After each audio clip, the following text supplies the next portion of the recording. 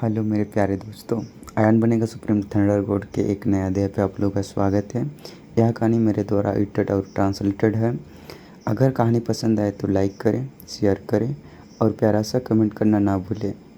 आगे की कहानी जल्दी पाने के लिए कृपया चैनल को सब्सक्राइब करें। धन्यवाद। उन्होंने ऐसा अभिनय किया मानो thunder age your dragon out of the sea की एक भी चाल ही पर्याप्त थी। वह सीधे ही आघात तरंग से बाहर निकल आया। आघात तरंग में एक दरार खोल दी और फिर उसने अपनी कृपाण निकाली और आकाश में वार किया।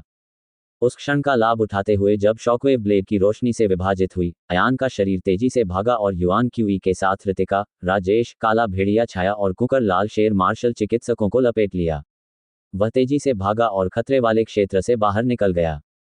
दूर रेगिस्तान। अरे अरे, हर्ष ठाकुर ने अजय का कॉलर पकड़ लिया और दहाड़ते हुए बोला, बेवकूफ, तुमने किसे उकसाया? हम 4 लोगों की ताकत से हम बड़ी मुश्किल से उसकी तलवार को रोक सकते हैं। अजय पहले से ही स्तब्ध था। वह एक शब्द भी नहीं बोल सका। उसने यह उम्मीद नहीं की थी कि अयान अचानक इतना मजबूत हो जाएगा। मेरे भाई अजय को छोड़ दो। काजल ने आगे बढ़कर हर्ष ठाकुर का हाथ जोर से तोड़ दिया और चिल्लाते हुए कहा, क्या हमने उसे उकसाया था? मुझे मत बताओ कि तुम खुद उसका पानी नहीं चुराना चाहते थे। वह वास्तव में कौन है? हर्ष ठाकुर ने गरजते हुए कहा, ड्रैगन महाद्वीप में इतने मजबूत प्रतिद्वंद्वी नहीं हैं। अजय को होश आया और उसने हर्ष ठाकुर का हाथ थपथपाते हुए कहा, वह हमारे समय का नहीं है। वह भविष्य से आता है। हर्ष ठाकुर ने भौहें सिकोड़ते हुए कहा, चून की मामला ऐसा है तो शैतान सागर से निकलने के बाद हमारे बीच संघर्ष की रिपोर्ट करने में देर नहीं होगी। इस नाजुक क्षण में हमें उस बदमाश से निपटने के लिए मिलकर काम करना होगा। हम बिल्कुल अलग नहीं हो सकते, अन्यथा हम में से कोई भी जीवित नहीं बचेगा। आओ पानी पियो। अयान के पास अभी भी 2.5 घड़े पानी था। उन्होंने आधा जार पानी निकाला और जल्दी से ऋतिका, राजेश और बाकी लोगों को पिला दिया। राजेश ने कमजोरी से अपनी आंखें खोली और मुस्कुराने लगी, अयान, तुमने मुझे क्यों बचाया? हालांकि ब्लैक फॉरेस्ट में लड़ते समय हमने आपको और सीनियर सिस्टर ऋतिका को कोई नुकसान नहीं पहुंचाया, लेकिन कम से कम हमें दोस्त नहीं माना जाना चाहिए। आपने हमें 2 बार बचाया और मुझे बताया कि क्यों। अयान ने खाली पानी का बर्तन एक तरफ फेंक दिया। इसके बजाय वह बहुत प्यासा था और अनजाने में अपने सूखे होठों को चाट रहा था। इस घटना से कुकर लाल शेर और काला भेड़िया छाया नामक 2 युद्ध कलाकारों के दिल दुख गए। अयान ने कहा, आखिरकार हम एक ही पीढ़ी से हैं। मैं यह नहीं देख सकता कि दूसरी पीढ़ी के लोग तुम्हें यातना देकर मार डालें। मैंने तुम्हें चिरनिद्रा देने की पूरी कोशिश की है। मैं भविष्य में आपकी मदद नहीं करूंगा। तुम तीनों पानी का एक घड़ा ले लो और चले जाओ। शैतान सागर से भाग जाओ। बिमल का लक्ष्य मैं हूं। जब तक तुम तीनों भागने की पूरी कोशिश करोगे, बिमल और रोहन तुम्हारा पीछा करने में ज्यादा समय नहीं लगाएंगे। अयान ने बचे हुए 2 जार पानी को एक जार में बांध दिया। नहीं, ऋतिका ने जल्दी से उसे रोका, हमारे पास केवल 2 जार हैं। ये पर्याप्त नहीं है। अगर हम उन्हें ये फिर से दे देंगे तो क्या हम प्यास से नहीं मर जाएंगे? कहने की आवश्यकता नहीं। अयान ने अपना सिर हिलाया और पानी का जार राजेश की गोद में ठूंस दिया। तुम लोग जाओ, वापस मत आना। हा हा हा हा, राजेश जोर से हंसा, सब कहते हैं कि एक सभ्य मार्शल आर्टिस्ट पाखंडी है, नकली न्याय है। अयान, मुझे अन्य अच्छे मार्शल कलाकारों की परवाह नहीं है, लेकिन तुमने मुझे ईमानदारी से तुम्हारा प्रशंसक बना दिया है। यदि आप भविष्य में बिमल के पीछा और शैतान सागर से बच निकलने में सफल हो जाते हैं, तो आप और मैं फिर से एक हो जाएंगे। मैं तुम्हें एक पे पिलाऊंगा। अयान मुस्कुराया और कहा, अतीत खत्म हो गया है। आप जा सकते हैं। अयान, अपना ख्याल रखना। कुकर लाल शेर और काला भेड़िया छाया मार्शल चिकित्सकों ने अयान की ओर अपनी मुट्ठियां बांध लीं और कहा, मैं 2 बार मेरी जान बचाने की कृपा को कभी नहीं भूलूंगा। ऐसा कहने के बाद उन तीनों ने अपने पानी के बर्तन रख दिए और 1 फुट गहरा और 1 फुट उथला रखकर वापस चले गए। जब वे तीनों दूर चले गए तो ऋतिका ने कड़वी मुस्कान के साथ कहा, मेरे बेवकूफ भाई, तुम बहुत बेवकूफ हो। वे तीनों निश्चित रूप से अच्छे लोग नहीं हैं, फिर भी आप उन्हें बचाने पर जोर देते हैं। अफसोस, भूल जाओ, तुम्हें ऐसा बनने को किसने कहा? हालांकि वे बच सकते हैं, लेकिन हम नहीं। हम केवल आगे बढ़ सकते हैं। बिमल और रोहन अयान से बेहद नफरत करते थे। इसके अलावा उन्हें जंजीरों में बांधकर बंद कर दिया गया था। शायद वे पहले ही जलते हुए नरक में प्रवेश कर चुके थे। यदि वे वापस लौटते तो वे मौत को दावत दे रहे होते।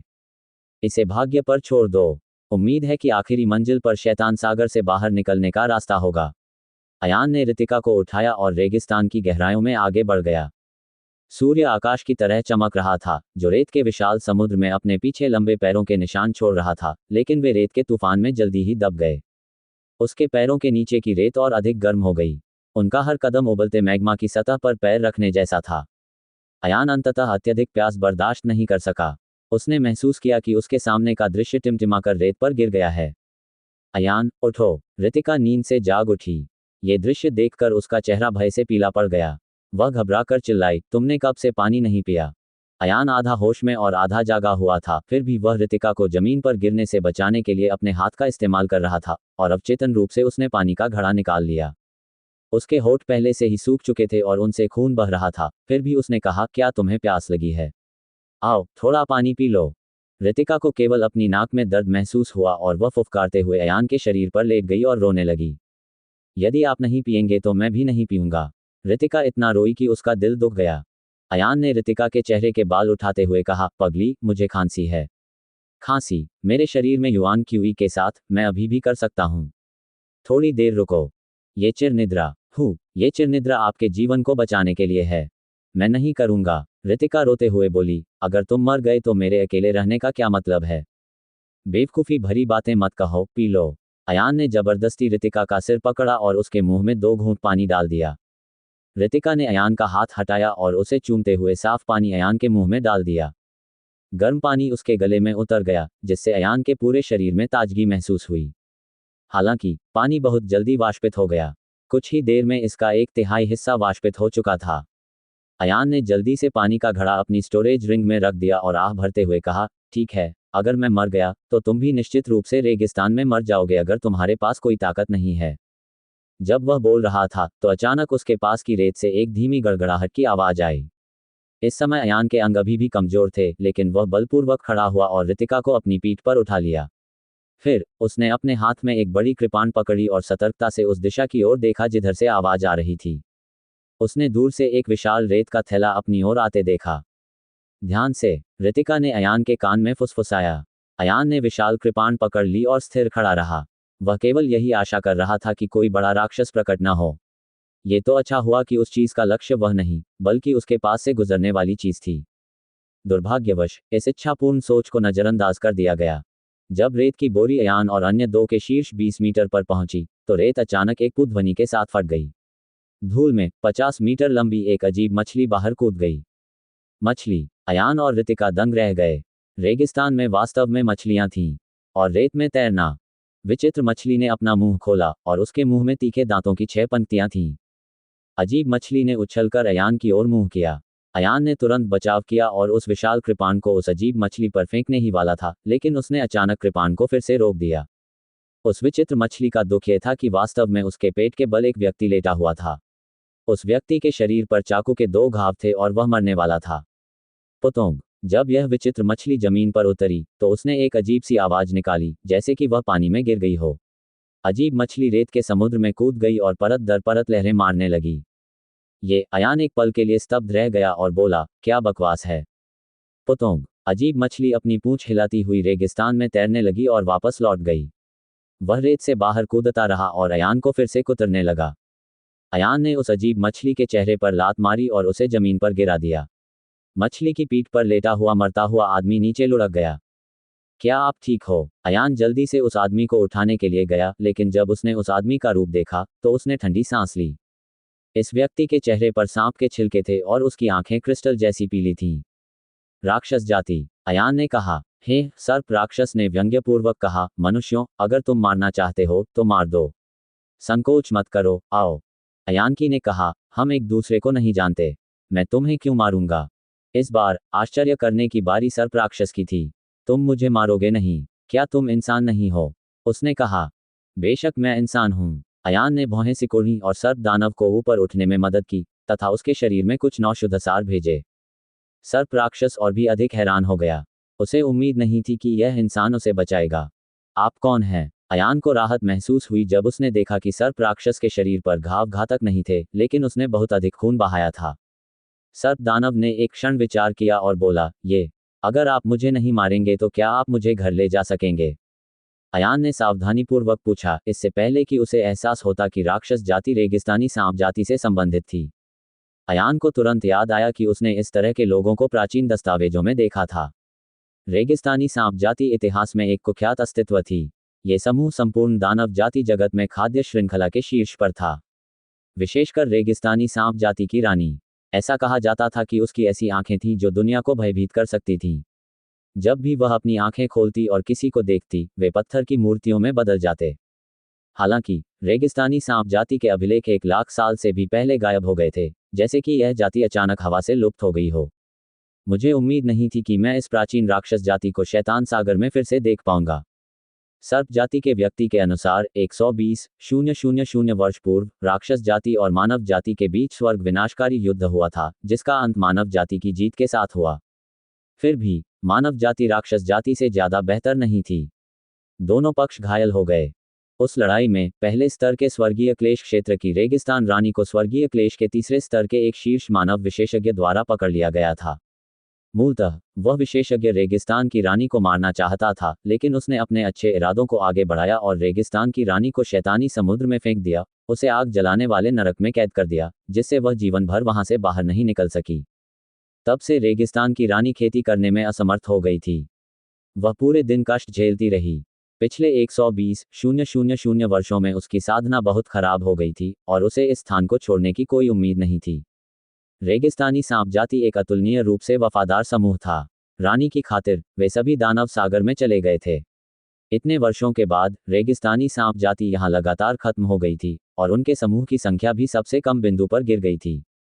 मुझे डर है कि रेगिस्तानी सांप जाति 10 साल से भी कम समय में पूरी तरह विलुप्त हो जाएगी, सांप जाति वाले व्यक्ति ने उदास हंसी के साथ कहा। यह सुनकर अयान यह नहीं बता सका कि उसे कैसा महसूस हुआ। मनुष्यों और राक्षसों के बीच लड़ाई कभी नहीं रुकी थी। यदि उन्हें यह बताना पड़े कि कौन सही है और कौन गलत, तो वास्तव में इसे स्पष्ट रूप से समझाने का कोई तरीका नहीं था। तथापि यदि रेगिस्तानी सर्प जाति ने कोई जघन्य अपराध भी किया हो, तो 120,000 वर्ष का कारावास उसे रद्द करने के लिए पर्याप्त होगा। आह, अयान ने आह भरते हुए कहा, तुम्हें चोट कैसे लगी? मैं तुम्हें घर ले जा सकता हूं, सांप जाति के आदमी ने कहा। रेत के समुद्र में छिपना सर्प जाति के लिए सुरक्षित नहीं था, क्योंकि शैतान सागर का पता लगाने के लिए यहां हमेशा मनुष्य आते रहते थे। रेगिस्तानी सांप जाति के लगभग विलुप्त होने के कम से कम 70% कारण इसी से संबंधित थे। वे हमेशा मानव मार्शल कलाकारों के प्रति सतर्क रहते थे। इस बार जब वह गश्त के लिए निकला तो उसे 5 मानव मार्शल कलाकारों ने घेर लिया और युद्ध में वह लगभग मर ही गया। तभी किस्मत से वह भागने में सफल हो गया। ऊपर आओ, यह मछली हमें वापस ले जाएगी। स्नैक रेस वाले व्यक्ति ने अयान और रितिका को मछली की पीठ पर चढ़ने के लिए आमंत्रित किया। तभी उस विचित्र मछली ने अपनी पूंछ हिलाए और रेगिस्तान में कूद पड़ी। अयान और रितिका दोनों बेहद हैरान थे। जब वे मछली पर बैठे तो रेत पानी में बदल गई। जैसे ही विचित्र मछली तैरी, रेत ने दोनों किनारों को अलग करने और रास्ता बनाने की पहल की। सौभाग्य से मुझे आप जैसे दयालु व्यक्ति से मुलाकात हुई। यदि आपकी सहायता न होती तो मैं पहले ही बाहर मर चुका होता, सांप जाति का आदमी कमजोर मुस्कान के साथ बोला। वास्तव में मुझे वापस भेजने के लिए आपकी जरूरत नहीं है। मैं तो बस तुम्हारा कर्ज चुकाना चाहता हूँ। यद्यपि हमारी सर्प जाति अब पहले जैसी समृद्ध नहीं रही, फिर भी मैं कम से कम तुम्हें थोड़ा पानी तो दे ही सकता हूँ। ये सुनकर अयान तुरंत उत्साहित हो गया। अजीब मछली रेत में तैर रही थी। लगभग आधे घंटे बाद यह अचानक नीचे उतरने लगा और एक विशाल भूमिगत महल में उतरा। भूमिगत महल इतना बड़ा था कि वह एक मध्यम आकार के मानव शहर के बराबर था और भूमिगत महल की सभी इमारतें रेत से भरी हुई थीं। जब अयान और अन्य लोग वहां पहुंचे तो सांपों का एक बड़ा समूह आगे बढ़ा और अयान को घेर लिया। जैसे ही अयान ने इन सांपों के साम्राज्य को देखा, उसे पता चल गया कि वे एक दयनीय जीवन जी रहे थे। प्रसिद्ध रेगिस्तानी सांप जाति ने केवल 2 या 3 गुई युआन रैंक के रक्षक भेजे थे और उनमें से सबसे मजबूत केवल 5वें गुई युआन रैंक पर था। सभी लोग घबराए नहीं। सांप जाति के आदमी ने जल्दी से अपना हाथ हिलाया और समझाया, इस मानव ने मुझे बचाया और वापस भेज दिया। मैं उस पर भरोसा नहीं कर सकता। सर्प जाति का एक बलवान व्यक्ति खड़ा हुआ और चिल्लाया, मनुष्यों ने हमें नुकसान पहुंचाया है, क्या वे हमें पर्याप्त नुकसान नहीं पहुंचा रहे हैं? क्या आप भूल गए हैं कि हमारे पूर्वज कैसे मरे थे? याद कीजिए कि जब हमारी रानी ने मनुष्यों और राक्षसों के बीच संघर्ष को सुलझाने के लिए अकेले फीनिक्स महाद्वीप में प्रवेश किया था, तो उन्हें नीच मनुष्यों ने पकड़ लिया था। घायल स्नैक रेस वाले ने जल्दी से कहा, आप ऐसा नहीं कह सकते। मानव जाति में अच्छे लोग और बुरे लोग हैं। जब अयान ने उनकी बातें सुनी तो उसे पता चला कि रेगिस्तान की रानी को इस तरह से पकड़ लिया गया था। कोई आश्चर्य नहीं, उस युद्ध में अनगिनत राक्षस मारे गए और घायल हुए, लेकिन केवल एक ही शीर्ष स्वर्गीय क्लेश क्षेत्र महान दानव रेगिस्तान रानी को पकड़ा गया। इस समय तक अयान को 70 से 80% विश्वास हो चुका था। यदि डेजर्ट क्वीन ने अपनी क्षमता के साथ फीनिक्स महाद्वीप में प्रवेश करने की पहल नहीं की होती तो वह निश्चित रूप से इस तरह समाप्त नहीं होती। ये सोचकर अयान को दया आ गई।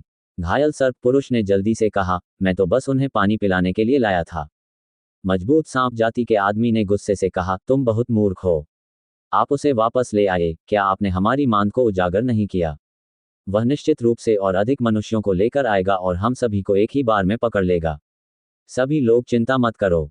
अयान ने मिलनसार दिखने की पूरी कोशिश की। उन्होंने मुस्कुराते हुए कहा, 120,000 साल पहले का युद्ध इतिहास के चक्र के साथ धूल में मिल चुका है। यद्यपि मनुष्य और राक्षस एक दूसरे से हाथ नहीं मिला रहे हैं, फिर भी वे कम से कम शांतिपूर्वक से अस्तित्व में हैं। वे दोनों एक दूसरे पर आक्रमण नहीं करते। मुझे आपसे कोई दुश्मनी नहीं है। मैं बस थोड़ा पानी पीना चाहता हूँ। उस मजबूत आदमी ने अयान की पीठ पर रितिका को देखा और थोड़ा और आश्वस्त महसूस किया। उसने मन ही मन सोचा, यदि यह व्यक्ति वास्तव में मानवता द्वारा भेजा गया स्काउट था, तो वह बिना किसी मार्शल आर्ट के ज्ञान के एक अर्धमृत महिला को अपने साथ क्यों लाया? मांसल आदमी ने एक क्षण सोचा और दांत पीसते हुए कहा, ठीक है, हमारे पीछे आओ, लेकिन पानी मिलते ही तुरंत चले जाओ। निश्चित रूप से। अयान ने राहत की सांस ली और सबके पीछे भूमिगत महल में चला गया। अयान और अन्य 2 सर्प दानव का पीछा करते हुए भूमिगत महल में चले गए। जितना अधिक वे चलते गए, उतना ही अधिक उनके हृदय में उदासी छाने लगी। सर्प जाति के बहुत से लोग बूढ़े और मरणासन थे। इस पूरे भूमिगत महल में बुजुर्ग सर्प जाति की संख्या वास्तव में 70 से 80% थी। रेगिस्तानी सर्प जाति, जिसने एक पीढ़ी तक दुनिया को भयभीत कर रखा था, वास्तव में इस स्थिति तक गिर गई थी। यह अवश्यंभावी था कि इससे किसी का दिल दुखेगा। घायल सांप रेस आदमी परिचय कराया। सबसे पहले ऐसा इसलिए था क्योंकि दानव सागर में घुसपैठ करने वाले मार्शल चिकित्सकों ने लगातार रेगिस्तानी सांप जाति का वध किया था। युवा सर्प जाति के सदस्य, जो अपने घरों की सुरक्षा के लिए जिम्मेदार थे, इस क्रूर वातावरण में लगातार कम होते जा रहे थे। दूसरे, ऐसा इसलिए था क्योंकि इस स्थान पर कोई आध्यात्मिक ऊर्जा नहीं थी जो नवजात सर्प जाति को साधना करने की अनुमति दे सके। इसलिए उनके साधना क्षेत्र सामान्यतः ऊंचे नहीं थे और सूर्य और चंद्रमा के परिवर्तन के साथ उनके रक्त में प्रवाहित मार्शल आर्ट प्रतिभा लगातार कम होती जा रही थी। संपूर्ण सर्प जाति में यदि कोई सर्प जाति का पुरुष हो जो स्वर्गीय मूल क्षेत्र तक साधना कर सके, तो यह एक दुर्लभ अस्तित्व होगा। निम्न स्तर पर होने का क्या अर्थ है? इसका अर्थ है जीवन प्रत्याशा कम होना। सबसे प्रारंभिक रेगिस्तानी सांप जाति एक बार पैदा होने पर एक भयानक स्वर्गीय युवान क्षेत्र होगी। लेकिन अब ये पहले जैसा नहीं रहा। इस समय सड़क के दोनों ओर की इमारतों से सर्प जाति के बड़े समूह बाहर निकल आए। जब पुरानी नाग जाति ने अयान को देखा तो उनकी आंखों में गहरा भय प्रकट हुआ। मनुष्यों ने उन्हें जो आघात पहुंचाया था वह समय के साथ ठीक नहीं हो सकता था। सभी छोटे नाग अयान और राममोहन को जिज्ञासा भरी निगाहों से देख रहे थे। घायल स्नैक रेस व्यक्ति अयान और अन्य 2 को एक जीर्ण शीर्ण इमारत में ले गया और माफी मांगते हुए कहा, यह मेरा घर है। मैंने आप सबके साथ गलत किया है। 1 मिनट रुको, तुम दोनों। पानी भी उतना ही कीमती है जितना हमारा। मैं तुम्हारे लिए पानी लेकर आता हूँ। इतना कहकर वह आदमी पलटा और चला गया। अयान वहीं बैठा रहा और उत्सुकता से कमरे की ओर देखता रहा।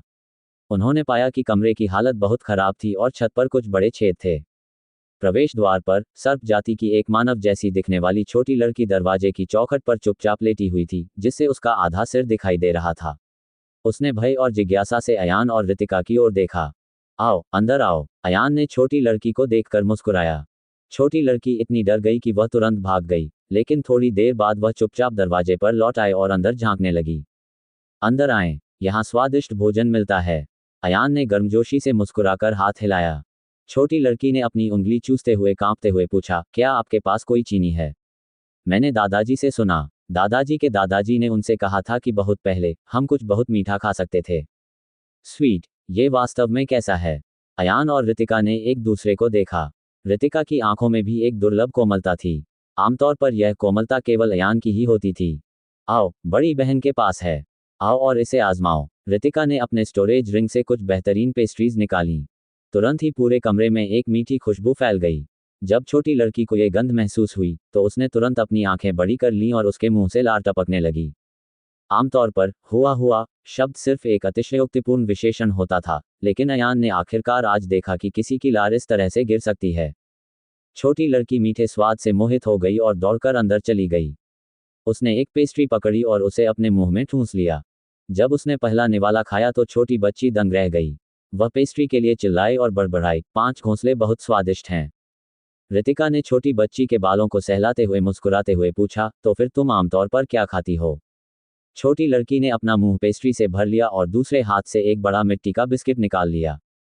मिट्टी का बिस्किट एक कटोरे के आकार का, गोल था और उसमें 2 बिच्छू के पैर भरे हुए थे। तुम लोग खाओ। रेत और मिट्टी। अयान हैरान रह गया। सांप जाति ने मांस खाया। छोटी लड़की ने कहा कि मिट्टी के बिस्कुट बहुत स्वादिष्ट होते हैं, क्योंकि यहाँ मिट्टी मिलना मुश्किल है और मांस के मिट्टी के बिस्कुट केवल बच्चों के जन्मदिन पर ही खाए जा सकते हैं।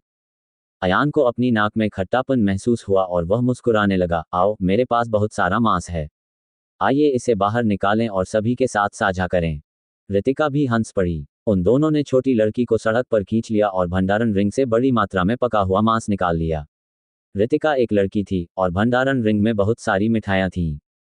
इस बार इसने तुरंत ही कई सर्प जातियों का ध्यान आकर्षित किया। उन सर्प जातियों ने पास आने की हिम्मत नहीं की, लेकिन जब उन्होंने देखा कि बच्चे कुछ समय के लिए उनसे घिरे हुए हैं और कोई खतरा नहीं है, तो वे आगे बढ़ गए। कुछ ही दूरी पर इमारत की छत पर सर्प जाति के युवा और बलवान पुरुष ये दृश्य देखकर दिल खोलकर हंस पड़े। मित्र, आपकी उदारता के लिए धन्यवाद। हम जानते हैं कि आग और नरक को शायद ही कोई भोजन मिल सके। वह बलिष्ठ व्यक्ति, जिसे अयान पर संदेह था, उसके पास आया और उसे सच्चे दिल से धन्यवाद दिया। कुछ नहीं, ये तो बस थोड़ा सा खाना है। यह उल्लेख करने लायक नहीं है, अयान ने मुस्कुराते हुए जवाब दिया। इस समय रितिका ने अयान के कान में फुसफुसाया, अच्छा भाई, क्या आप प्रसिद्ध रेगिस्तान की रानी से मिलना चाहते हैं? अयान ने जल्दी से अपनी आवाज़ धीमी कर ली और कहा, गलतफहमी से बचने के लिए बकवास मत करो। हालांकि सांप जाति की सुनने की शक्ति बहुत मजबूत थी। बलिष्ठ व्यक्ति ने यह बात पहले ही सुन ली थी और आह भरते हुए बोला, तुम दोनों अच्छे लोग हो। आपके लिए हमारी रानी को देखना असंभव नहीं है। ये सिर्फ बस क्या? रितिका ने जल्दी से पूछा। आदमी ने कहा, यह बहुत खतरनाक है। हमारी रानी 120,000 वर्षों से एक इमारत में कैद है और बाहर नहीं निकल सकी है। हम उसके बूढ़े पिता को त्यागने को तैयार नहीं हैं, इसलिए हम शैतान सागर को छोड़ने को तैयार नहीं हैं। ये देखते हुए कि हमारी रेगिस्तानी सांप जाति विलुप्त होने वाली है, आपके लिए रानी से मिलना असंभव नहीं है। कम से कम कोई तो हमें अपनी आंखों से देखेगा और जानेगा कि हम कभी अस्तित्व में थे। इन शब्दों से अयान को बहुत दुख हुआ। वह आदमी अयान और अन्य 2 लोगों को मुख्य सड़क पर ले गया। जब वे अंत तक पहुंचे तो वहां एक रास्ता था जो नीचे की ओर झुका हुआ था। मार्ग से गुजरने के बाद वे तीनों एक गहरे भूमिगत महल में प्रवेश कर गए। हालांकि जैसे ही वे भूमिगत महल में दाखिल हुए, अयान का दिल कांप उठा। उसे एक अतुलनीय परिचित किंतु अपरिचित शक्ति का एहसास हुआ। यही वह महल है जहां हमारी रानी कैद है। बेहतर होगा कि आप 100 मीटर के भीतर न आएं, अन्यथा ये बहुत खतरनाक होगा। उस बलिष्ठ व्यक्ति ने अपनी उंगली उठाई। 1000 मीटर आगे एक भव्य और भद्दा महल था। महल के ऊपर हवा में बिजली का एक रक्त लाल गोला चमक रहा था। बिजली का गोला लगातार रक्त लाल बिजली उत्सर्जित कर रहा था, जिसने पूरे महल को ढक लिया।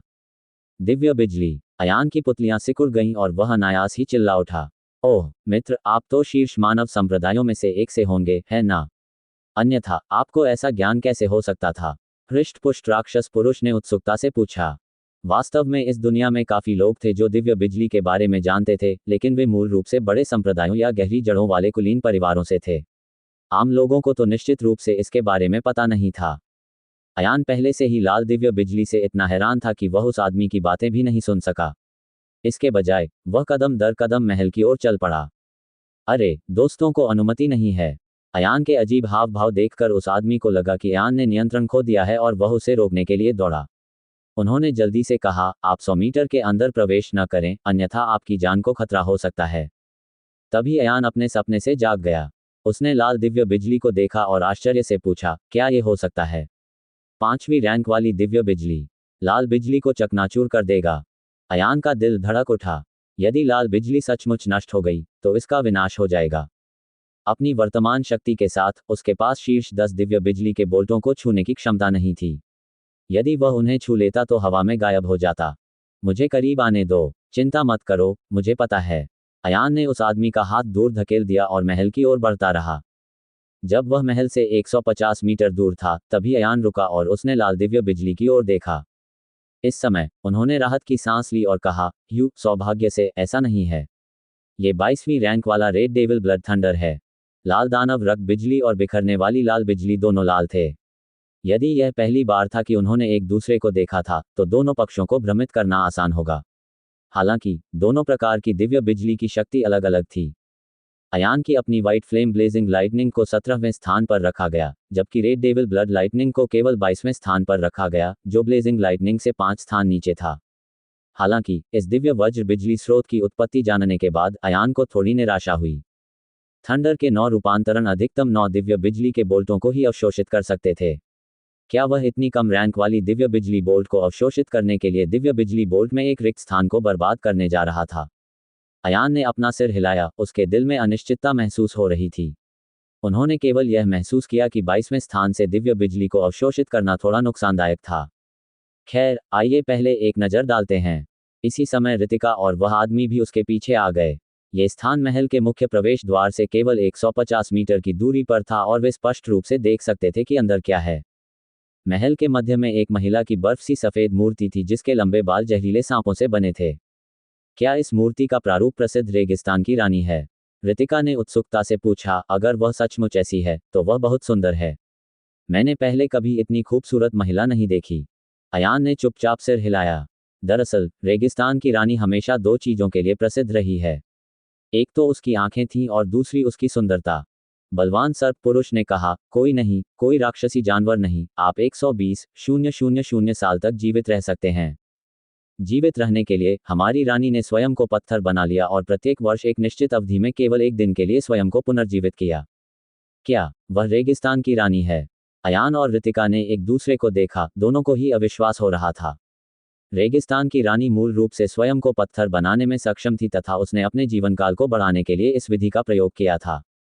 आदमी ने सिर हिलाया, लेकिन भले ही यह पत्थर बन जाए, ये जीवन शक्ति को पूरी तरह से बंद नहीं कर सकता। ये तो बस देरी है। पिछले कई वर्षों से हमारी रानी स्वर्गीय क्लेश क्षेत्र की विशेषज्ञ नहीं रही हैं। उसकी जीवन शक्ति और मार्शल आर्ट का क्षेत्र हर दिन घट रहा है। आज हमारी रानी केवल स्वर्गस्क्रिय क्षेत्र में है। अयान ने भी आह भरी। हालांकि रानी वास्तव में अद्भुत थी। यह इतना शक्तिशाली था कि 120,000 वर्षों तक टिक सका। तुम्हें रानी को जगाने में सक्षम होना चाहिए, है ना? अयान ने पूछा। उस आदमी ने अयान को आश्चर्य से देखा और कड़वाहट से मुस्कुराया। दोस्त, हालांकि मुझे अब तुम पर भरोसा है। अगर तुम रानी को जीवित देखना चाहते हो तो मुझे डर है कि मैं तुम्हारी मदद नहीं कर सकता। यह अनुरोध थोड़ा ज्यादा है। आप किस बात से भयभीत हैं? किसी भी स्थिति में आपके पास ज्यादा समय नहीं बचा है। आप रानी को पुनः जीवित क्यों नहीं कर देते और उनके अंतिम क्षणों का आनंद क्यों नहीं लेते? रितिका ने अचानक कहा। रितिका। अयान ने जल्दी से रितिका को खींच लिया और उस आदमी से माफी मांगी। उसे खुलकर बोलने की आदत है। बुरा मत मानो। मैंने कहा कि मैं रानी से मिलना चाहता हूं क्योंकि मैं उनसे बात करना चाहता हूं। मुझे लगता है कि मेरे पास उस दिव्य बिजली से छुटकारा पाने में आपकी मदद करने का एक तरीका है। वास्तव में वह व्यक्ति बहुत खुश हुआ और रितिका पर अनुचित बात कहने का आरोप लगाना भूल गया। हालांकि उसने बस उम्मीद की किरण जगाई थी, लेकिन फिर वह टूट गई।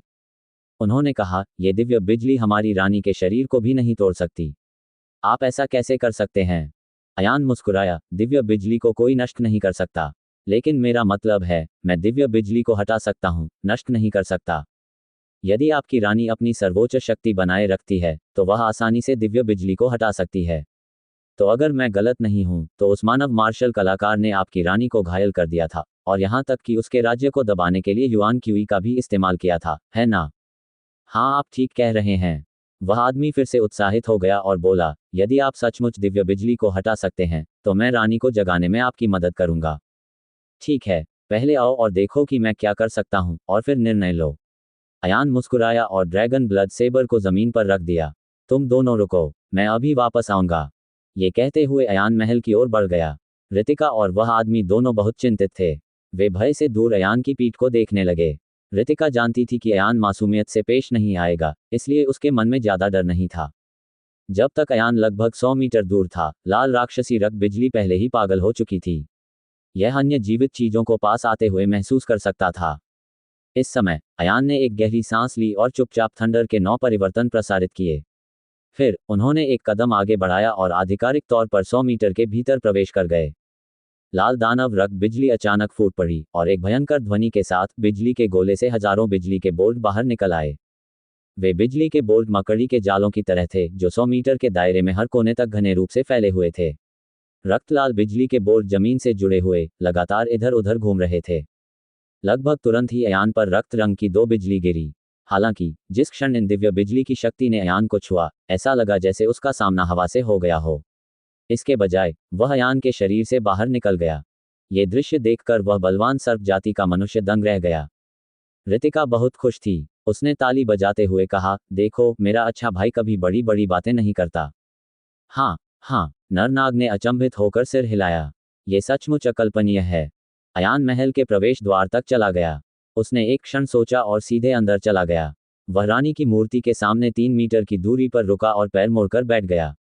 जल्दी करो, अपनी रानी को जगाओ, रितिका ने जल्दी से कहा। सर्प पुरुष ने अपनी लार निगलते हुए कहा, रुको, मैं अभी कबीले के बुजुर्गों को बुलाता हूँ। केवल रानी का प्रत्यक्ष रक्तवंश ही उसे जगा सकता है। महल के अंदर अयान ने सोच विचार कर अपना बायां हाथ उठाया और हथेली फैला दी। रक्तलाल बिजली की चमक तुरंत ही ऊपर चली गई। इसका एक सिरा रेड डेविल ब्लड लाइटनिंग के असली शरीर से जुड़ा था, जबकि दूसरा सिरा अयान की हथेली से जुड़ा था। अयान ने बुदबुदाते हुए कहा, इस दिव्य बिजली की शक्ति स्वयं बहुत अधिक नहीं लगती, लेकिन इसके गुण बहुत विशेष हैं। जब दिव्य बिजली संसार में उतरेगी तो अवश्यंभावी रूप से आपदा उत्पन्न होगी। हालांकि ये पूरी तरह से इसलिए नहीं था क्योंकि दिव्य बिजली की शक्ति बहुत भयानक थी। कुछ दिव्य बिजली उनकी अपनी विशेष विशेषताओं के कारण थी। उदाहरण के लिए, एक विशेष प्रकार की दिव्य बिजली में प्लेग गुण होता था। एक बार जब ये धरती पर उतरेगा तो इसकी शक्ति सब कुछ नष्ट करने के लिए पर्याप्त नहीं होगी। हालांकि इससे फैली प्लेग के कारण एक बड़े क्षेत्र में घास तक नहीं बची और कोई भी जीवित प्राणी जीवित नहीं रह सका। और इस रेड डेविल ब्लड थंडर की क्षमता काफी विशेष थी। इसका उद्देश्य दुनिया को नष्ट करना नहीं है, बल्कि दुनिया को अधिक जीवन शक्ति देना है। सभी जीवित प्राणियों के पास अपनी विशिष्ट आत्माएं होती हैं, इसलिए वे अपने शरीर का आकार और ढांचा स्वयं तय करते हैं। मनुष्य के हाथ और पैर होने का कारण उसकी आत्मा है। पेड़ों के इस तरह होने का कारण भी उनकी आत्मा ही है।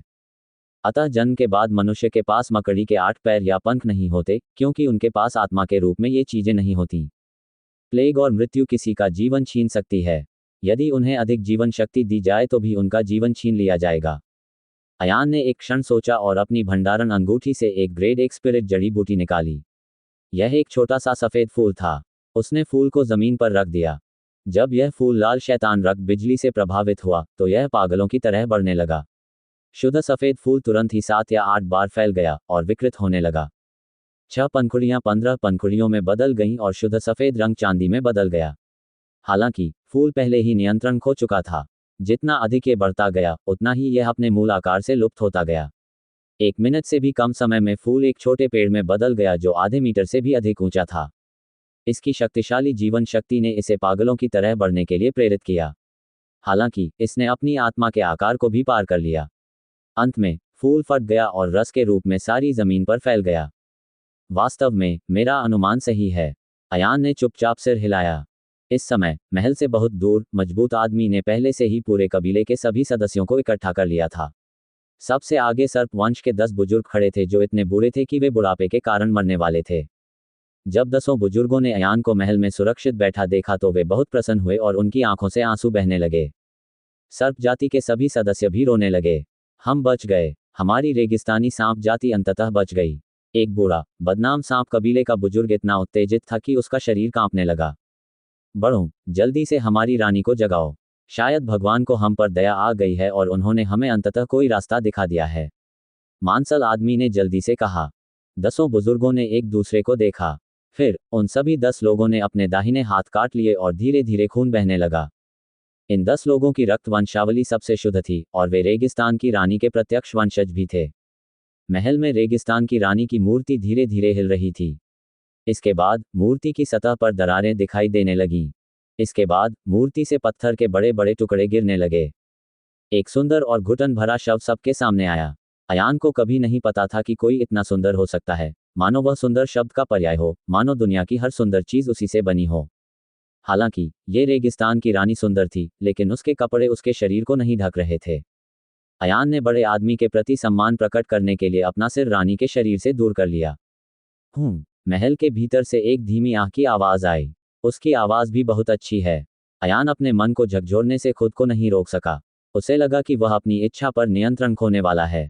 रेगिस्तान की रानी के सामने कोई भी व्यक्ति अविचल नहीं रह सकता था। अयान भी ऐसा ही था। रेगिस्तान की रानी का स्वरूप शैतान जैसा था। उसने अपना छोटा सा बर्फ सफेद पैर आगे बढ़ाया और पत्थर की मूर्ति के आधार से नीचे उतर गई। इस समय सांप जाति के सभी सदस्य जमीन पर रेंग रहे थे। किसी की हिम्मत नहीं थी कि रानी की ओर सीधे आंखों से देखे, मानो उनकी ओर देखना भी उनकी सुंदरता का अपमान हो। इस समय रानी ने धीरे से अपनी आंखें खोलीं। इस प्रकार अयान के हाथ और पैर तुरंत ही पत्थर हो गए। इसके अलावा ये पत्थरीकरण अयान के शरीर के अन्य भागों में भी फैलता गया। अयान को तुरंत महसूस हुआ कि उसने अपने हाथों और पैरों की संवेदना खो दी है, फिर अपनी भुजाओं और पैरों की, और फिर अपनी छाती की। रुकना। रितिका बहुत चिंतित थी और चिल्लाई, जल्दी करो और अपनी रानी को रुकने के लिए कहो। अयान दयापूर्वक उसे बचाने गया, उसने उसकी दया का बदला प्रतिशोध से क्यों चुकाया? रानी को रोको। सर्प जाति के सदस्य ऐसी बात कहने का साहस कैसे कर सकते हैं? उनमें रानी की ओर देखने की भी हिम्मत नहीं थी। सौभाग्यवश जब अयान भयभीत हो गया और उसका केवल एक ही सिर बचा, तो रेगिस्तान की रानी ने पुनः अपनी आंखें बंद कर लीं। मुझे बताओ तुम यहाँ क्यों हो, मानव? रानी ने धीरे से अपना हाथ हिलाया और धूल का एक कतरा घूंघट में बदल गया, जिसने उनकी आत्मा को जकड़ने वाले शरीर को ढक दिया। पीछे मुड़ो और मेरी ओर देखो। ये सुनकर अयान ने बड़ी मुश्किल से अपनी गर्दन हिलाई। तभी उसने अपने सामने खड़ी महिला की गंभीरता से जांच शुरू की। क्या तुम्हें डर नहीं लगता? रानी ने अपनी आंखें बंद कर लीं और बोली, तुम्हारा शरीर मेरे कारण पत्थर बन गया है। तुम अभी भी शांत क्यों हो? अयान मुस्कुराया और बोला, मुझे विश्वास है कि रानी बिना कारण हत्या नहीं करेगी। मैं ये भी मानता हूं कि आपके कुल के लोगों ने आपकी दयालुता का जो वर्णन किया है वह सत्य है। रेगिस्तान की रानी ने दिलचस्पी से अपने होंठ सिकोड़ लिए। इस साधारण क्रिया से अयान को समझ आ गया कि सुंदर होने का क्या मतलब है। उन्होंने अपने मन को स्थिर करने के लिए जल्दी से 9 पवित्रता ब्रह्मांड कौशल प्रसारित किया। उसे डर था कि उसका मन नियंत्रण खो देगा और वह कुछ असहनीय काम कर बैठेगा। मेरे पास तुम्हें बाहर निकालने का एक रास्ता है। अयान ने अपनी लार निगल ली और कहा। रानी ने थोड़ा सिर हिलाया, मैंने ये पहले ही सुन लिया है। मैंने आपसे ये पूछने के लिए पूछा था कि आपने ऐसा क्यों किया। अयान ने अपना सिर उठाया और गंभीरता से कहा, तो मैं तुमसे पूछता हूँ, क्या तुम अब भी मुझसे नफरत करते हो? रानी ने थोड़ा सा मुंह सिकोड़ा। मुझसे कोई सवाल नहीं कर सकता। आपने अभी तक मेरे प्रश्न का उत्तर नहीं दिया है। अयान को जरा भी डर नहीं लगा। उन्होंने न तो विनम्रता से और न ही अहंकार से कहा, मेरा उत्तर मेरे प्रश्न के मध्य में है। मैं तुमसे पूछता हूँ, क्या तुम अब भी मुझसे नफरत करते हो? रेगिस्तान की रानी ने अयान के सवाल का जवाब नहीं दिया। इसके बजाय उसने फिर पूछा, आसमान नीला है? क्या तुम्हें लगता है कि आकाश सुंदर है? वनस्पति हरी है, फूल रंग बिरंगे हैं, पहाड़ और नदियां शानदार हैं। क्या तुम्हें लगता है कि ये सुंदर हैं? उनकी बातचीत तो सभी सुन सकते थे, लेकिन सभी को लगा कि यह प्रश्न समझ से परे है। उन्हें समझ में नहीं आया कि रानी ने अचानक ये प्रश्न क्यों पूछा। लेकिन अयान को कुछ एहसास हो गया था।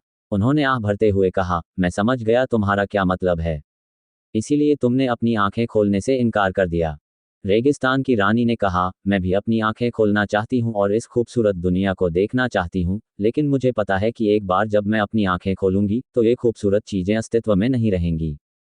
मेरे पास अपनी उपस्थिति की सराहना करने की भी योग्यता नहीं है। मेरी सुंदरता केवल दूसरों के लिए पैदा हुई है, मेरे लिए नहीं। रेगिस्तान की रानी ने धीरे से कहा, दुनिया में इतनी सारी खूबसूरत चीजें हैं कि हमें अपनी आंखें खोलकर उनका आनंद लेना चाहिए। लेकिन मैं ऐसा नहीं कर सकता, क्योंकि मैं दया जानता हूँ। स्वर्ग ने मुझे दुनिया का सबसे सुंदर रूप दिया है, लेकिन मैं खुद की सराहना नहीं कर सकता। सुंदरता मेरे लिए अभिशाप है। अयान ने कहा, 120,000 वर्ष बीत चुके हैं। अतीत के लोग और चीजें बहुत पहले ही बदल चुकी हैं। उस समय आपके मित्र और शत्रु इतिहास की लंबी नदी में धूल में मिल चुके थे। महारानी जी, इस जूनियर ने आपको यह सलाह देने का साहस किया है कि आप जो करना चाहिए वह कर दें। रेगिस्तान की रानी हंस पड़ी, अगर मैं तुम्हें जाने नहीं दूंगी तो तुम मुझे नहीं बचाओगे, है ना? तुम मुझे धमकी दे रहे हो।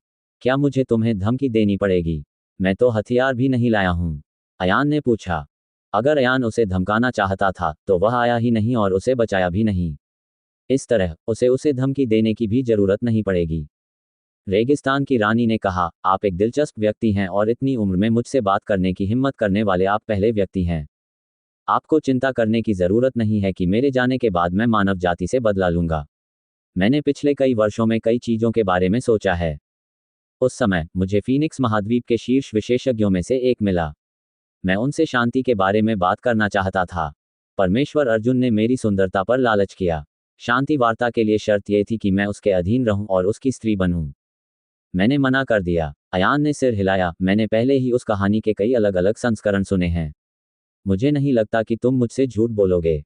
दूसरे शब्दों में, परम प्रभु अर्जुन ही वह व्यक्ति था जिसने आपको राक्षस सागर में फेंक दिया था क्योंकि वह क्रोधित और शर्मिंदा था। रेगिस्तान की रानी ने कहा, मेरी अपनी गरिमा है। अपनी गरिमा की रक्षा के लिए मैंने उसे अस्वीकार कर दिया, हालांकि मुझे पता था कि इसके परिणाम अकल्पनीय होंगे। यदि मैं जाने के बाद मनुष्यों को मार डालता हूं, तो मैं व्यक्तिगत रूप से अपने पिछले आग्रह को अस्वीकार कर दूंगा तथा बातचीत के लिए किसी को खोजने के लिए अकेले फीनिक्स महाद्वीप जाने के अपने आग्रह को भी अस्वीकार कर दूंगा। यह मेरी गरिमा के लिए भी अपमान की बात है। जैसे ही वह बोली, रेगिस्तान की रानी ने अपना हाथ हिलाया और अयान के शरीर पर मौजूद पत्थर तुरंत मांस और रक्त में बदल गए। इससे कोई फर्क नहीं पड़ता कि अंत में तुम मुझे बचा नहीं सके। रेगिस्तान की रानी ने अपना सिर आकाश की ओर उठाया और एक लंबी सांस छोड़ी। उसके चेहरे पर राहत भरी मुस्कान उभरी और उसने कहा, कम से कम एक इंसान के तौर पर तुमने अंदर आने की हिम्मत की। इसका मतलब यह है कि उस समय मेरी दृढ़ता सही थी। अयान ने जोर से सिर हिलाया और कहा, मैं अपने कार्यों से आपको साबित कर दूंगा कि आपने मनुष्यों और राक्षसों के लिए जो किया वह इसके लायक था। सभी मनुष्य विश्वासघाती नहीं होते। अयान ने अपना सिर उठाया और गुंबद की ओर देखा। उसने ऊपर की ओर इशारा करते हुए कहा, वह रेड डेविल ब्लड लाइटनिंग है। मेरे पास इसे सील करने का तरीका तो है, लेकिन मेरे पास शक्तिशाली सामग्री का अभाव है। अयान ने सफेद ज्वाला बिजली तावीज निकाला। थंडर के 9 रूपांतरण पुस्तक में स्पष्ट रूप से दर्ज किया गया है कि दिव्य बिजली को कैसे सील किया जाए। हालांकि बिजली का तावीज एक बहुत शक्तिशाली वस्तु थी। फिलहाल अयान को दूसरा लाइटनिंग तावीज नहीं मिल पाया है, नहीं वह उसका कोई विकल्प ढूंढ पाया है। रेगिस्तान की रानी ने अपना हाथ बढ़ाया और बिजली के ताबीज को छुआ। वास्तव में इस तरह की सामग्री बहुत दुर्लभ है। मेरे यहाँ भी यह नहीं है, उसने कहा। लगता है इस बार तुम मुझे नहीं बचा पाओगे। कृपया मुझे कोई रास्ता सोचने की अनुमति दें। अयान उठ खड़ा हुआ और महल से बाहर चला गया। उसने दरवाजे की ओर देखा। उसने मन ही मन सोचा, अभी एकमात्र रास्ता यह है कि वह अपने शरीर का उपयोग करके रेड डेविल ब्लड लाइटनिंग को सील कर दे, अर्थात उसे अवशोषित कर ले। लाल शैतान रक्त बिजली की शक्ति सफेद ज्वाला बिजली की तुलना में बहुत हल्की थी। इसके अलावा ये व्हाइट फ्लेम लाइटनिंग से 5 रैंक नीचे था। यदि इसे सीधे अवशोषित किया जाए तो ऐसा करना संभव हो सकता है। हालांकि इस तरह की चीजों को आत्मसात करने से केवल व्यक्ति के साधना क्षेत्र में ही वृद्धि हो सकती है। ऐसा प्रतीत होता है कि इससे भविष्य में किसी की लड़ाकू शक्ति को कोई विशेष मदद नहीं मिलेगी। इसमें श्वेत ज्वाला जलती बिजली की विनाशकारी शक्ति नहीं थी। सही, अयान ने उसके माथे पर थपथपाते हुए कहा, मैं इसे अपने चाकू से सील कर सकता हूं। हालांकि ड्रैगन ब्लड सेबर केवल एक उच्च श्रेणी का पृथ्वी हथियार था, लेकिन इसका मूल एजियो ड्रैगन का रक्त था। ड्रैगन ब्लड निश्चित रूप से दिव्य बिजली की शक्ति का सामना करने में सक्षम होगा। इसके अलावा रेड डेविल ब्लड लाइटनिंग लगातार असामान्य जीवन शक्ति जारी कर सकती थी जिसे साधारण प्राणी झेल नहीं सकते थे। हालांकि ड्रैगन का खून सिर्फ खून की एक बूंद थी, इसलिए वे डरे नहीं। ये भी संभव था कि ड्रैगन ब्लड को रेड डेविल ब्लड लाइटनिंग द्वारा पोषित किया जाएगा और वह धीरे धीरे मजबूत हो जाएगा। ये सही है, बस करो। अयान तुरंत वापस भागा और ड्रैगन ब्लड सेबर मांगा। फिर वह महल में आया और रेगिस्तान की रानी को अपने विचार बताए। रेगिस्तान की रानी ने कहा, यदि ऐसा है तो ये सचमुच एक अच्छा विचार है। हालांकि ड्रैगन का रक्त दिव्य बिजली की शक्ति का सामना कर सकता है, लेकिन आपकी कृपाण की सामग्री ऐसा नहीं कर सकती। एक बार दिव्य बिजली बंद हो जाने पर आपकी कृपाण भी नष्ट हो जाएगी। अयान का दिल कांप उठा और वह अलग होने को बहुत अनिच्छुक हो गया। रेगिस्तान की रानी ने पूछा, क्या आप इस कृपाण को नष्ट करके मुझे बचाना चाहेंगे? अयान ने दांत पीस लिए और बिना कुछ कहे अपना सिर नीचे कर लिया। सर्प जाति के कई सदस्य अत्यंत चिंतित थे, लेकिन उन्होंने कोई अत्यधिक मांग नहीं की। रेगिस्तान की रानी अयान के सामने चुपचाप खड़ी रही, न तो कुछ आग्रह कर रही थी और न ही कुछ मना रही थी। काफी देर बाद अयान ने दांत पीसते हुए अपनी विशाल कृपाण को ऊपर उठाया और उस पर लिखना शुरू कर दिया। उन्होंने ड्रैगन ब्लड सेबर के साथ संवाद किया और तुरंत ड्रैगन स्पिरिट को कृपाण की ताकत कम करने दिया। फिर उसने मौके की उंगली की शक्ति से कृपाण पर अजीब प्रतीक बनाए। लोहे के टुकड़े ब्लेड पर उड़कर आ रहे थे। इसी समय एक हाथ ने अचानक अयान की कलाई पकड़ ली। रेगिस्तान की रानी ने कहा, यह कृपाण बहुत अच्छी है। क्या तुम सचमुच इसे नष्ट करके मुझे बचाना चाहते हो? अयान ने पहले ही अपना मन बना लिया था और गंभीरता से कहा, उस समय रानी मनुष्यों और राक्षसों के लिए बलिदान कर सकती थी। अब मैं एक कृपाण को नष्ट करके तुम्हें बचा सकता हूं। मैं मानता हूं। रेगिस्तान की रानी मुस्कुराए और बोली, तुम रेगिस्तानी सर्प जाति के लिए मेरी शाश्वत मित्र रहोगी। जैसे ही वह बोल रही थी, रेगिस्तान की रानी ने अपनी तर्जनी उंगली काट ली और ड्रैगन ब्लड सेबर पर लाल रक्त की एक बूंद टपका दी। ड्रैगन रक्त कृपाण के मूल को बनाए रखता है। मेरा खून तुम्हारी कृपाण की फ्रेम को लॉक करने में मदद कर सकता है। जारी रखना। तुम्हारी कृपाण नष्ट नहीं होगी। अयान बहुत खुश हुआ और उसने ड्रैगन ब्लड सेबर पर नक्काशी जारी रखने से पहले रानी को जल्दी से धन्यवाद दिया। ड्रैगन ब्लड कृपाण के दोनों ओर अजीब प्रतीकों को उकेरने के बाद अयान कृपाण को हाथ में लेकर महल से बाहर चला गया। इस समय सभी लोग अगले दृश्य की प्रतीक्षा में अपने दिल की धड़कनें बढ़ा रहे थे। सर्प जाति के बुजुर्ग लोग आंसू बहाते हुए जमीन पर रेंग रहे थे। 120,000 वर्षों के बाद रानी अंततः फिर से दिन का प्रकाश देखने में सक्षम हुई। अयान ने एक गहरी सांस ली और तुरंत रेड डेविल ब्लड लाइटनिंग की ओर थंडर के 9 परिवर्तनों को सक्रिय कर दिया। आना। अयान ने अपनी तर्जनी उंगली बढ़ाकर लाल शैतान रक्त बिजली की ओर इशारा किया। एक शब्द के बाद लाल शैतान रक्त बिजली वास्तव में महल के ऊपर से नीचे तैरती हुई आई और अयान की ओर उड़ गई। संपूर्ण भूमिगत जगत में खतरे की अनगिनत चीखें गूंज उठीं। अयान हवा में उछला और ड्रैगन ब्लड सेबर को क्षैतिज रूप से काट दिया। एक जोरदार धमाका हुआ और लाल राक्षसी रक्त बिजली तुरंत ब्लेड से टकराए। मोहर। अयान की हथेली ब्लेड पर पड़ी, जिससे ब्लेड तुरंत हिलने लगा। जहां तक लाल शैतान रक्त बिजली का प्रश्न है, तो वह नंगी आंखों से देखी जा सकने वाली गति से ब्लेड में विलीन होने लगी। इस समय संपूर्ण भूमिगत जगत रक्त के समान लाल प्रकाश से प्रकाशित हो रहा था। हर जगह रक्त के रंग की बिजली की घनी धारियां फूट पड़ीं। अयान का विचार बहुत सरल था। भले ही वह रेड डेविल ब्लड लाइटनिंग को अवशोषित करना चाहता था या नहीं, उसे पहले इसे सील करना था। यदि वह सचमुच एक दिन में सभी 9 दिव्य बिजली के बोल्टों को इकट्ठा नहीं कर पाता, तो वह उन्हें अवशोषित करने में सक्षम तो होता। किसी भी स्थिति में वह बिना एक भी गलती किए उन्हें प्राप्त करने में सक्षम होगा। जहां तक दिव्य बिजली को सील करने की बात है, तो यह थंडर के 9 रूपांतरणों पर आधारित होना चाहिए था। रेड डेविल ब्लड थंडर को ब्लेड में घुसाने के बाद पूरे ड्रैगन ब्लड सेबर का कंपन और भी तीव्र हो गया। अयान ने थंडर शॉकंग 9 रूपांतरणों को प्रसारित करना जारी रखा, ड्रैगन ब्लड सेबर को अपने शरीर के हिस्से के रूप में माना और ब्लेड में साधना तकनीक और मंत्र का विस्तार किया। शक्तिशाली और स्वर्ग को चुनौती देने वाले थंडर के 9 परिवर्तनों ने लाल शैतान रक्त बिजली को कदम से कदम मिलाकर दबाना शुरू कर दिया, जिससे धीरे धीरे उसकी बेचैनी कम हो गई। जब रेड डेविल ब्लड लाइटनिंग को पूरी तरह से सील कर दिया गया था, तो यह एक बिजली के ताबीज की तरह था। इस समय अयान के थंडर के 9 परिवर्तन हटाए नहीं गए थे। थंडर टेलिस्मैन के रूप में ड्रैगन ब्लड सेबर को थंडर के 9 परिवर्तनों द्वारा खींचा गया था। लाल शैतान ब्लड थंडर की शक्ति तुरंत अयान के शरीर में फैलने लगी। अरे बकवास, मैंने समय पर अपने पुण्य अर्जित नहीं किए। अयान का दिल धड़क उठा। तेजस्वी बिजली के 9 रूपांतरणों को समय पर प्राप्त नहीं किया गया था और परिणाम इस तरह सामने आया। उसने पहले ही रक्त की गड़गड़ाहट को अवशोषित करना शुरू कर दिया था। हिचकिचाहट के इस क्षण में रेड डेविल ब्लड थंडर की शक्ति तेजी से अयान के शरीर में प्रवाहित हुई, जिससे उसकी जीवन शक्ति में तेजी से वृद्धि हुई। जहां तक थंडर के 9 रूपांतरणों की बात है, तो वे दिव्य बिजली के लिए बनाए गए थे, ताकि अयान को अजीब जीवन शक्ति द्वारा राक्षस में न बदल दिया जाए। हालांकि इस बार अयान को लगा कि उसकी साधना का आधार भी नाटकीय रूप से बढ़ गया है। 6वां स्तर, 7वां स्तर, 8वां स्तर, 9वां स्तर। स्वर्गीय युवान का प्रथम स्तर। त्यान युवान दूसरी परत। क्या चल रहा है? अयान की अभिव्यक्ति सदमे में फीकी पड़ गई। उसने पाया कि उसका राज्य वास्तव में रुकने से पहले स्वर्गीय युवान राज्य के दूसरे स्तर तक बढ़ गया था। हालांकि उसे एहसास हुआ कि ब्लड थंडर का असली शरीर अभी भी कृपाण के अंदर था और उसके शरीर में प्रवेश नहीं किया था। आह, मैं समझ गया। अयान बहुत खुश हुआ। उसने रक्त बिजली को अवशोषित करने की पहल नहीं की, ताकि वह उसके शरीर में प्रवेश न करे। हालांकि इन थंडर के 9 रूपांतरणों ने उसे ड्रैगन ब्लड सेबर के साथ विलय करने की अनुमति दी। यही कारण था कि रक्त की बिजली की शक्ति उसके आध्यात्मिक सागर में प्रवाहित हुई।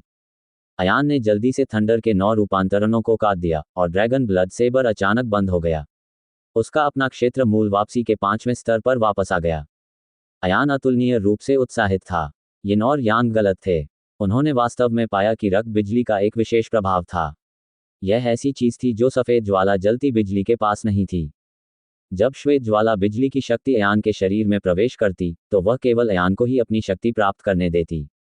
यदि यह अधिक मात्रा में अंदर चला जाता तो अयान का भौतिक शरीर नष्ट हो जाता। हालांकि ब्लड थंडर ऐसा नहीं था, बल्कि यह अयान के राज्य को उसकी असामान्य जीवन शक्ति के कारण ऊंचाइयों तक ले जाएगा। अयान ने लगातार 3 गहरी सांसें लीं और रक्त बिजली की शक्ति को फिर से अवशोषित करने की कोशिश की। निश्चित रूप से उसका क्षेत्र स्वर्गीय युवान क्षेत्र के दूसरे स्तर तक बढ़ गया था। ये वास्तव में। अयान इतना उत्साहित था कि उसे समझ में नहीं आया कि क्या कहे। हालांकि इस समय ड्रैगन ब्लड सेबर से अचानक एक तीखी कर्कश ध्वनि आई। इसके तुरंत बाद एक दरार दिखाई दी और दरार तेजी से फैलने लगी। ये देखकर अयान ने जल्दी से गड़गड़ाहट रोकी और ओरिजिन रिटर्न के 5वें स्तर पर वापस आ गया। हालांकि ड्रैगन ब्लड सेबर पर दरारें ठीक नहीं की जा सकीं। दिव्य बिजली की शक्ति को जुटाकर आपने ड्रैगन ब्लड सेबर का संतुलन तोड़ दिया है। रेगिस्तान की रानी पहले ही महल से बाहर निकल चुकी थी और बोली, इसलिए हर बार जब आप रक्त वज्र की शक्ति को अवशोषित करेंगे तो आपकी कृपाण को थोड़ा नुकसान पहुंचेगा। यदि आप इसका बहुत अधिक बार उपयोग करेंगे तो आपकी कृपाण सचमुच नष्ट हो जाएगी और उसकी कभी मरम्मत नहीं हो सकेगी। जब तक आप बेहतर सामग्री नहीं ढूंढ लेते और इसे नष्ट होने से पहले पुनः नहीं बना लेते, तब तक आप इसकी दरारों की मरम्मत नहीं कर पाएंगे। ये सुनकर अयान ने राहत की सांस ली। ऐसा लग रहा था कि भविष्य में वह ऐसा आसानी से नहीं कर सकेंगे। स्वर्गीय ग्रेड उपकरण शोधन सामग्री मिलने के बाद ही उसे सुरक्षित माना जाएगा। हालांकि जब उसने ब्लेड के शरीर पर छोटी सी दरार को छुआ तो उसे अभी भी अनियंत्रित हृदय पीड़ा महसूस हुई। रानी, हमारी रानी बाहर आ गई है। दूसरी ओर हजारों रेगिस्तानी सांप खुशी से जयकार कर रहे थे। रेगिस्तान की रानी ने अयान का दाहिना हाथ पकड़ लिया और कहा, मैंने अभी तक तुम्हारा नाम नहीं पूछा है। सूर्य चंद संप्रदाय, अयान। अयान ने आदरपूर्वक कहा। रेगिस्तान की रानी की इस कार्रवाई से सर्प जाति के कई सदस्य भयभीत हो गए। रानी ने एक इंसान का हाथ पकड़ने की पहल की। ये कुछ ऐसा था जो उन्होंने पहले कभी नहीं देखा था। हाँ, अयान, रेगिस्तान की रानी ने सिर हिलाया और कहा, मानव दुनिया बहुत जटिल है। आप शैतान सागर को हमारे साथ क्यों नहीं छोड़ देते? अब से आप हमारी रेगिस्तानी सांप जाति के रिश्तेदार और हमारे सबसे सच्चे दोस्त हैं। मुझे आशा है कि आप हमारे साथ रहेंगे और हमारे साथ रहेंगे। अयान जल्दी से एक घुटने पर बैठ गया और बोला, महारानी को उनके भरोसे के लिए बहुत बहुत धन्यवाद, लेकिन अयान के पास एक भारी जिम्मेदारी है और वह इसे नजरअंदाज करने की हिम्मत नहीं कर सकता। अयान, रुको। बलिष्ठ सर्प जाति का व्यक्ति भी मुस्कुराया और निमंत्रण दिया। वह व्यक्ति जो पहले घायल हो गया था और जिसे अयान ने बचाया था, वह भी दूरी पर खड़ा था। उन्होंने ईमानदारी से कहा, हम आपसे ईमानदारी से विनती करते हैं कि आप हमारे साथ रहें और हमारे साथ रहें तथा एक साथ आगे बढ़ें। अयान दुविधा में था। वह निश्चित रूप से सर्प जाति के साथ नहीं जाना चाहता था, लेकिन वह उनके रहने के निमंत्रण को अस्वीकार करना नहीं जानता था।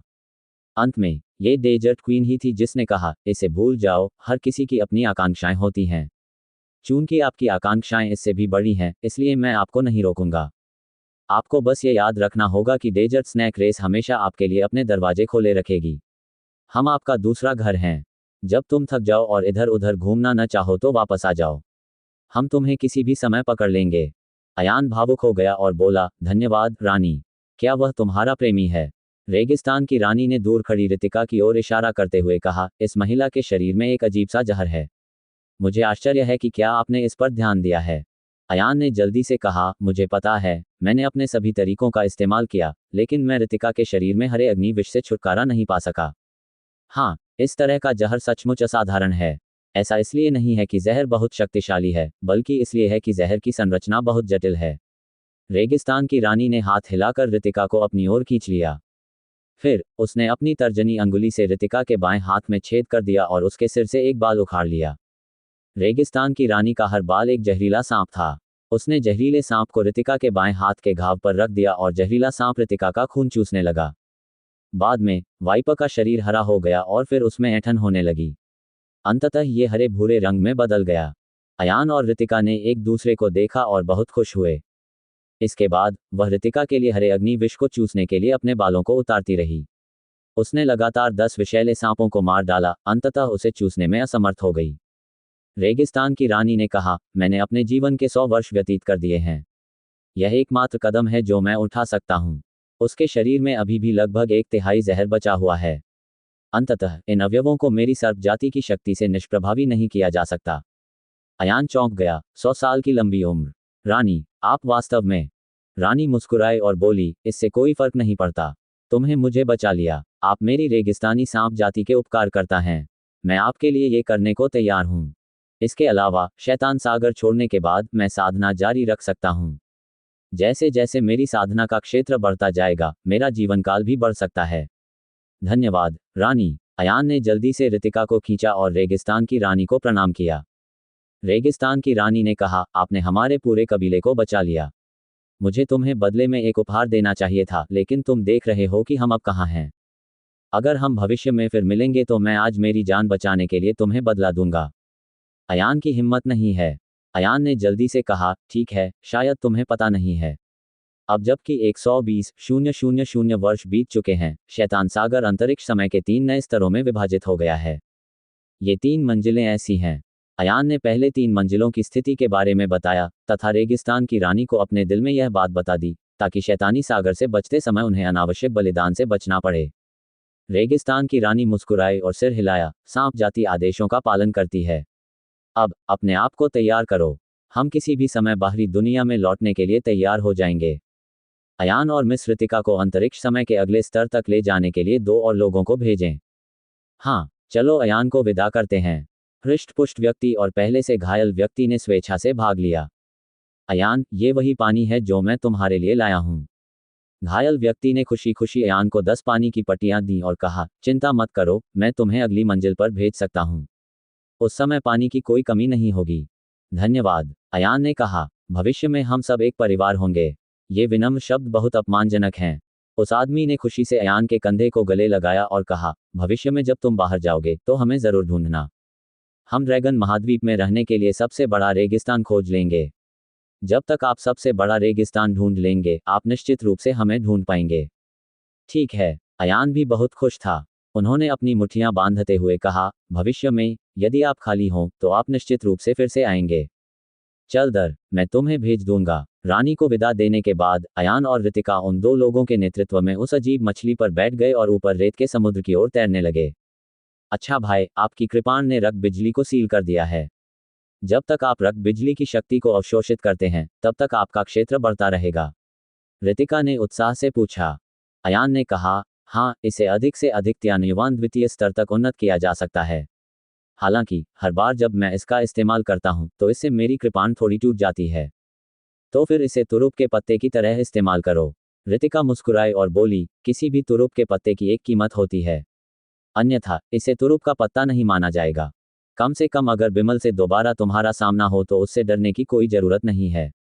वह स्वर्गीय युवान क्षेत्र के 5वें स्तर पर है और आप स्वर्गीय युवान क्षेत्र के दूसरे स्तर पर हैं। अगर आप सचमुच लड़ेंगे तो कौन जीतेगा या कौन हारेगा, यह इतना सरल कैसे हो सकता है? अयान ने अपना सिर हिलाया और मुस्कुराया, स्वर्ग मूल क्षेत्र के तीसरे स्तर और वापसी मूल क्षेत्र के तीसरे स्तर के बीच का अंतर अलग है। क्षेत्र जितना ऊंचा होगा, पहले क्षेत्र के बीच का अंतर उतना ही अधिक होगा तथा उसे पार करना उतना ही कठिन होगा। जब अयान मूल क्षेत्र में था तो वह 3 क्षेत्रों को पार करके अपने दुश्मनों को हरा सकता था, लेकिन यह कहना मुश्किल था कि वह स्वर्गीय मूल क्षेत्र के तीसरे स्तर को पार करने में सक्षम होगा या नहीं। हालांकि कोई बात नहीं, रेड डेविल ब्लड थंडर एक नया हथियार था जो अयान ने प्राप्त किया था। सूर्य तलवार के ऊपर आईवी द्वारा सख्ती से प्रतिबंध लगाया गया था और इसका बेतरतीब ढंग से उपयोग नहीं किया जा सकता था, लेकिन रेड डेविल ब्लड थंडर पर कोई प्रतिबंध नहीं था। तो फिर यदि आप सचमुच रक्त बिजली सार को अवशोषित कर लेते हैं तो आपकी साधना का स्तर कितना बढ़ जाएगा? ऋतिका ने उत्सुकता से पूछा। अयान ने अपना सिर हिलाया, मुझे नहीं पता, मैं दिव्य बिजली के बारे में ज्यादा नहीं जानता। इसके अलावा ये रक्त बिजली बहुत अजीब है। जितना संभव हो सके इसे अवशोषित न करना ही बेहतर है। यदि वर्षों की थकावट के बाद ये धीरे धीरे मेरे शरीर की संरचना में बदलाव लाता है तो इससे होने वाले लाभ नुकसान के लायक नहीं होंगे। यह एक और महत्वपूर्ण कारण था कि अयान ने रक्त खदानों को अवशोषित करने से इनकार कर दिया। इस समय सर्प जाति के नेतृत्व में वे दोनों रेत के समुद्र में आसानी से चलने में सक्षम थे। अब तापमान के बारे में चिंता करने की कोई आवश्यकता नहीं थी। बहुत जल्दी 2 अजीब मछलियां पूक की आवाज के साथ रेत से बाहर निकल आईं। कुछ ही दूरी पर एक अंतरिक्ष समय मार्ग था। ये बात है, उस बलिष्ठ व्यक्ति ने अयान की ओर मुट्ठियां कसते हुए कहा, अयान, अब हमारे चलने का समय हो गया है। तुम्हें अपना ध्यान रखना होगा। हाँ, हम हर साल एक दूसरे से मिलेंगे। बाद में मिलते हैं। अयान ने अपनी मुट्ठियां बांध लीं और झुक गया। हाँ, ठीक है। घायल व्यक्ति ने जल्दी से अपनी बाहों को टटोलते हुए कहा, हम हमेशा से ही आग से जलते हुए नर्क में रहते आए हैं। पिछले कुछ वर्षों में हमने कई अजीब चीजें एकत्र की हैं। यहाँ कुछ ऐसा है जो आप मनुष्यों के लिए उपयोगी हो सकता है। मैं इसे तुम्हें दे दूंगा। बोलते बोलते उन्होंने एक पन्ना निकाला और कहा, यह कागज का टुकड़ा बहुत अजीब है, यह उड़ सकता है। अयान ने देखा और हंसते हुए कहा, तो इस मंजिल के पन्ने पहले ही तुम्हारे हाथों में आ चुके हैं। कैसा संयोग है। ठीक है, ठीक है, ठीक है। उस स्थिति में चलो उन चारों को इकट्ठा करते हैं। ऋतिका ने खुशी से ताली बजाई। अयान ने विदाई लेने और ऋतिका के साथ स्पेस टाइम क्षेत्र में प्रवेश करने से पहले एक बार फिर दोनों सर्प जाति के पुरुषों को धन्यवाद दिया। क्या तुम्हें लगता है कि अयान सुरक्षित रहेगा? घायल व्यक्ति ने अनिच्छा से कहा, हालांकि हम एक दिन से भी कम समय से साथ हैं, लेकिन मैं सचमुच अलग होने का दुख सहन नहीं कर सकता। बलिष्ठ व्यक्ति मुस्कुराया और बोला, अयान बहुत दयालु है और इस विश्वासघाती दुनिया के अनुकूल नहीं है। उनका व्यक्तित्व निश्चित रूप से उनके लिए अनगिनत शत्रुओं को आकर्षित करेगा, लेकिन यह इस प्रकार का व्यक्तित्व भी है। इससे उसे ऐसे मित्र मिलेंगे जो सचमुच उसके भाग्य से गुजर चुके हैं। ये तो कहा ही जा सकता है कि उसका अपना सौभाग्य है न? चल दर, अब हमारे जाने का समय हो गया है।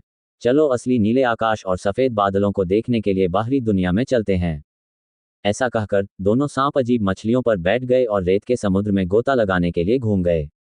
जब वे दोनों अंतरिक्ष समय मार्ग में प्रवेश कर गए तो उन्हें अपने सामने एक अचंभा सा महसूस हुआ और वे 5वीं मंजिल पर पहुंच गए। वे दोनों अभी उतरे ही थे कि उन्हें पता चला कि उनके सामने एक खाई है।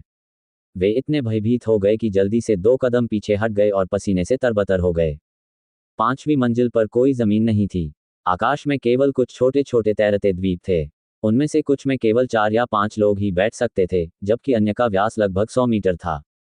ये तैरते द्वीप किसी अन्य चीज पर निर्भर हुए बिना हवा में तैर रहे थे। इसके अलावा वे बहुत धीमी गति से आगे बढ़ रहे थे। कुछ तैरते द्वीपों पर पेड़ उग रहे थे। उनके बगल में एक पत्थर की पट्टिका थी जिस पर लिखा था, नर्क के द्वार।